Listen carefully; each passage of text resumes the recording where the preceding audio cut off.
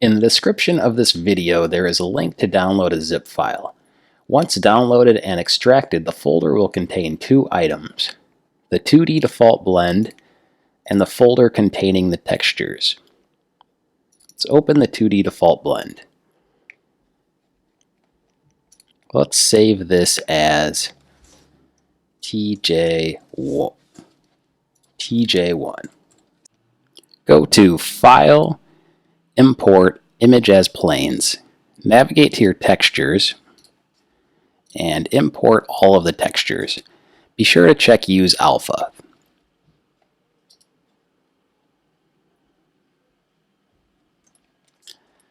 After importing the planes, let's rotate them on the x-axis by 90 degrees and apply the rotation. Let's put the eyes and the mouth off to the side for now. Those are going to be part of a rig that we make later. Next, let's arrange all of the other elements until it looks like our character. This is just the shirt and then the collar so the neck can go in between. I'm just grabbing this with G and pressing Y to move this collar back a little bit on the Y axis.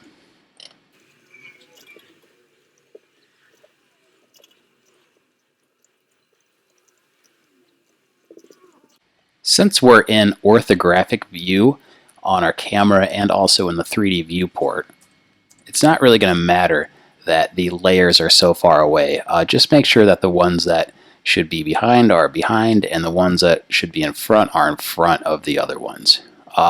You can do this by moving them along the Y axis. Let's save this as TJ2. If you press this little plus sign, it'll make it TJ2.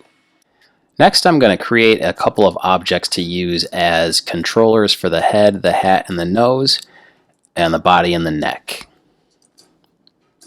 Text.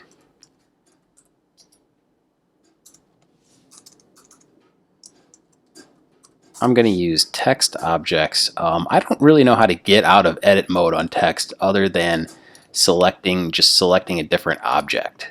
So Shift A, text, rotate it on the x-axis by pressing X and then typing 90. Tab goes into text edit mode and name this one body. Now I'm going to convert these texts to objects. If you press spacebar, you can search and then just type convert curve from mesh from curve. So let's make it a mesh. Same thing with this one. Alright, now this is just a regular object instead of a text. Let's give these a material. So select each one. Under Properties, go to Materials and click New. I'm just going to make it green. Also under Object Data in the Properties, go down to Object Color under the Display tab, and let's change that to green also. For the second one, body, I'm going to use the same material. I forgot to name that. Let's name this material green. And also in the object color under display, let's make that green as well. Alright, next I want to move these two controllers up here and out of the way. Also, let's bring them forward so that they're kind of even with what they're controlling. Alright. So we're going to do nose, head, hat. Make sure the head controller is the last thing you select and hit Control P object. So now the head controller can control all of the things parented to it.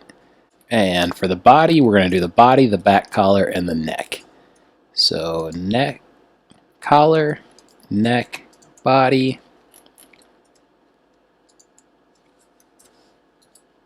Alright, now I can use this to control all of the elements of the head.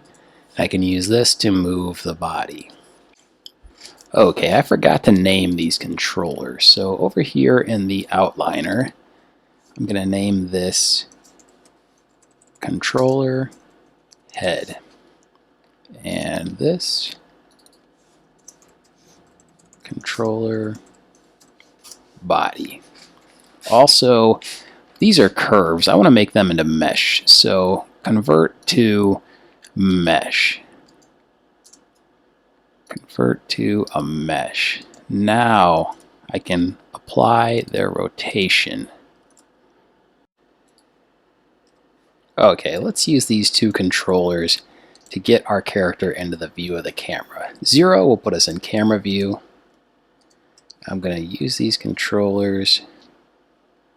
I'm selecting the controller. I'm not going to select any of these for right now. Okay, so by scaling the controllers down, I can make him smaller as well. And all right, there he is. Okay, that's the end of part 1. In part 2, I'm going to show how to make a little rig that will let him have different sets of eyes. So it will essentially line up these different eyeballs to his face, and it's going to let you pick between 4 different mouths. That'll be coming up in part 2.